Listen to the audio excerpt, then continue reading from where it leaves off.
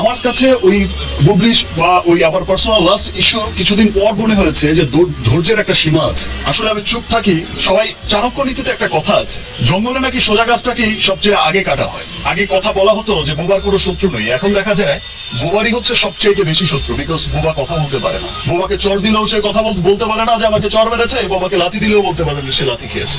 So বোবা থাকার এখন আর সময় নেই।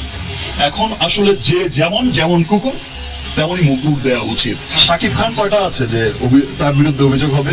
শাকিব খান তো একটাই আছে। তো শাকিব খান যখন একটাই আছে, ওই এক শাকিব খানের সম্বন্ধেই হচ্ছে অভিযোগ আসবে। ওই তার যারা হচ্ছে এনিমি আছে তার হচ্ছে বদনাম গাইতেই থাকবে। শাকিব খানের আবার যারা ফ্যান ফলোয়ার আছে, শাকিব খানের যারা লাখো ফ্যান আছে, শাকিব খানের যারা শুভাকাঙ্ক্ষী আছে, আবার সমস্ত ভালোবাসা বেশি ভালোবাসা শাকিব খানই পাবে। আমি আজকে শাকিব খান, কালকে আমার জায়গায় অন্য কেউ আসলে সেই পাবে, এটাই স্বাভাবিক।